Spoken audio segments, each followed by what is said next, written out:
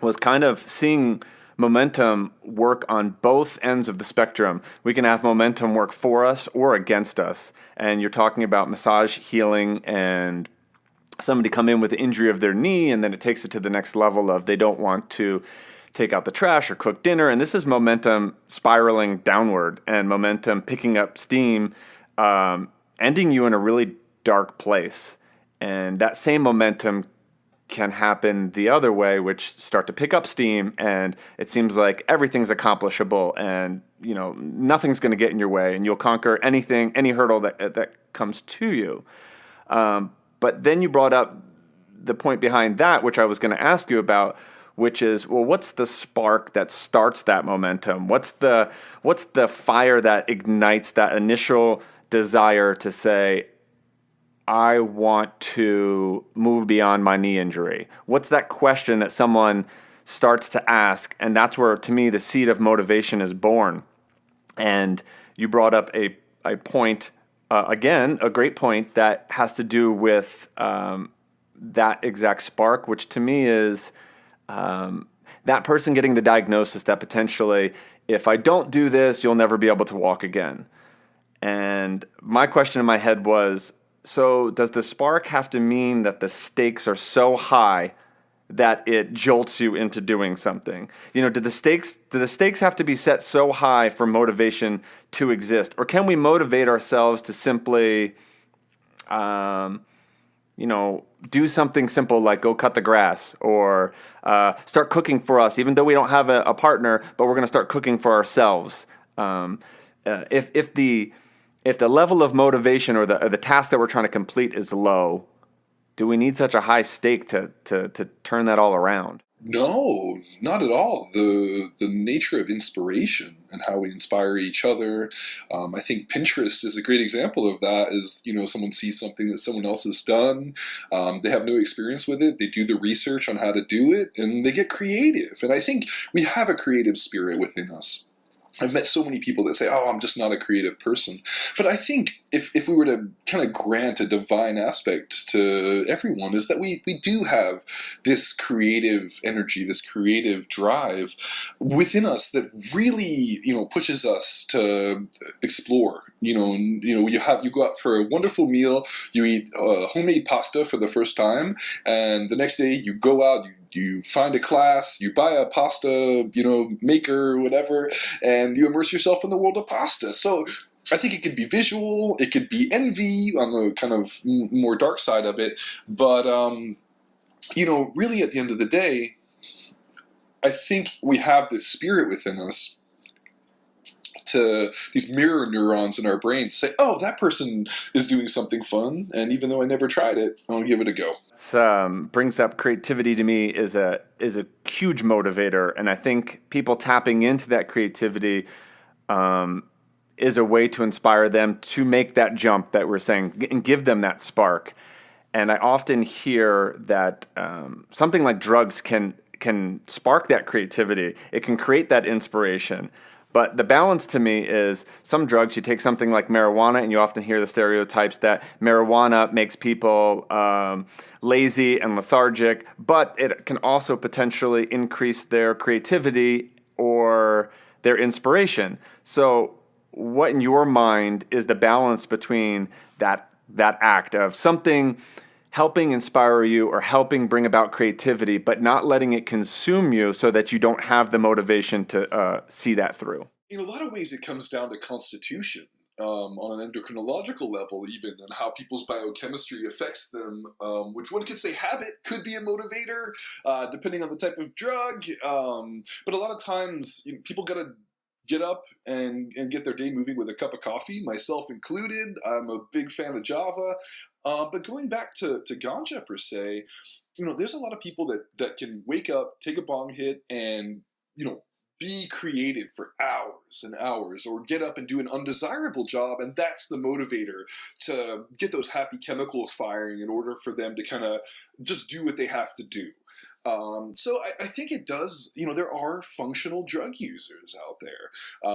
If you look at the 1980s and its upsurgence of cocaine in both the financial industry, the cooking world, I think a lot of the great work in terms of food and advancement in America was very much fueled by cocaine. So I think it depends on the drug. You think about certain writings that were done under the influence of peyote or William S. Burroughs with heroin. I mean, maybe without that heroin, he was never able to, kind of get that level of imagery, or I mean, heroin as a whole, in terms of rock music, and in terms of its influence in jazz with Coltrane.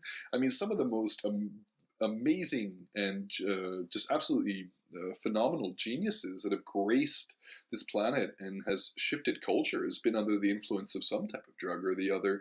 So I think it really just depends on the person. In a lot of ways, they probably just crumple up. There's certain people that just kind of crumple up in a opium den, or a crack house, I guess. And then other people get, actually attain wealth under the influence of drugs. So I think it depends more on the person. But in terms of like even pharmaceutical medicine, people are given painkillers for pain, and they develop a huge addiction, and their life crumbles as a result, even though it's under the influence of a doctor. So I'm not sure if it's so much the drug itself as the person. You can. Hunter S. Thompson said you can turn your back on a person, but you can't turn your back on the drug. So it depends on the person on the drug, right? Motivation probably exists with or without the drug prior to the drug use of this particular drug in that instance.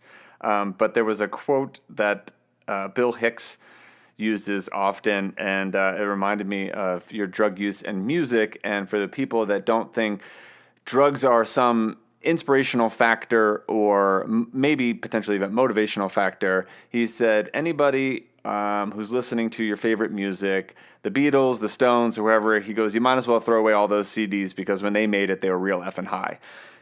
It's that. So it has played a role, obviously, in at least the creativity or inspirational factor, but potentially maybe not the motivational factor. I kind of agree with you. If it was there prior to the drugs, it's going to probably be there after the drugs, and that's maybe what makes somebody being able to be a functional drug addict, so to speak, in that sense. I'd like to transition back to an earlier point that we were talking about adversity, and talk about adversity in the sense of maybe not using the negative emotions of adversity, but someone that balances positive emotions with adversity. I live currently in a small, poor town, and I wonder often who are the people that make it out of this town? Who are the people that something inspires them to work harder than the next person? And the thing I can relate to that story to potentially give me this answer is when I was traveling in Indonesia, and I was staying with a farmer in Sulawesi, and he was determined to farm organically without sprays to raise his crop in a way that he felt spoke to him and his intuition and to his gut, despite all of the farmers that surrounded him that were doing the contrary and were farming in, I guess, the way that they had been taught, yielding more crops, selling more. In that sense, one would think that would be his motivation. Would be, well, just do like them and be motivated by money like them. But instead, he uses this internal gut intuition that didn't feel right. Instead, what felt right to him was doing things in a natural way, and that was his level. That was his level of motivation beyond this, the bigger picture. So I put him in a kind of an adverse state where nobody's cooperating with him. He has to kind of overcome the odds of all of the people around him. But he's using this internal feeling of positivity and something that he's honing in with in his gut self to get him beyond this the state of adversity around him. So I guess my question to you, Brett, is is there a secret ingredient? Is there a special sauce? Is there something in like the individual I just described that makes them be able to overcome that adversity, or the poor kid in the small town that makes it out to the silver screen, so to speak? The special sauce feels to me like the word that is the shining virtue that really embodies that is integrity in a lot of ways, because it's about living your personal truth regardless of technically what is the norm. And there's always that character, it's always that story arc for a lot of people where, someone's different than everybody else, and they're being told, well, you shouldn't do it this way because this is how we've always done it, and they go with their gut. They go with that intuition. They go with that, they follow their integrity, their truth, their personal truth, which they know is right. And, that is such a force, because I think when people are afraid to travel or afraid to go somewhere, or someone tells you a country is dangerous, well, that may be accurate on paper, but having traveled to some countries that were dangerous and being told, hey, watch yourself, or oh, there's a coup there, or oh, this or that is in the news, from a lot of people surrounding me, and I'm just like, listen, my gut is telling me I need to go there.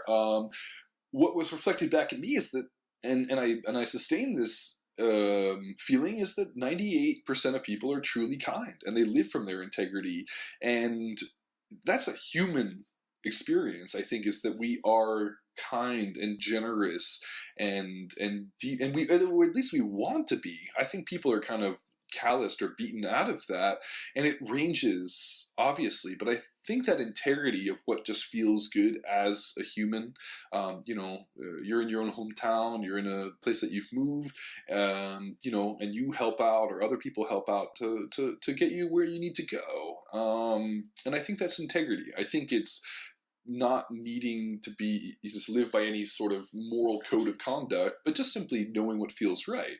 And I think professionally speaking, there's, especially in the massage world, where it's it goes all the way from transcendent physical transformation to essentially prostitution. I look at my industry, and what my barometer is for how I work with people is from a really pure space, and I believe that I've developed advanced techniques through not only this motivation, this hunger to be the best, but also simply because my integrity only allows for me to look at people as these miraculous machines, and to desire to be the best in what I believe that is, and my integrity is the guiding force that I believe separates me from the people who kind of do the least just to get a paycheck, so to speak. So I think that permeates the industry.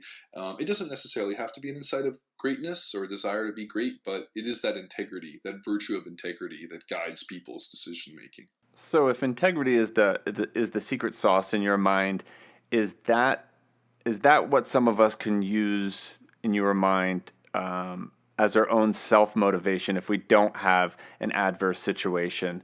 For the people that are listening that don't feel like they're fighting uphill against some battle because they have one leg and now I need to run this ultra marathon with a prosthetic leg on. But the people that are sitting there at their corporate job, typing away on their computer, that are looking for some level of motivation, is integrity where they can dig into to kind of create this level of self-motivation?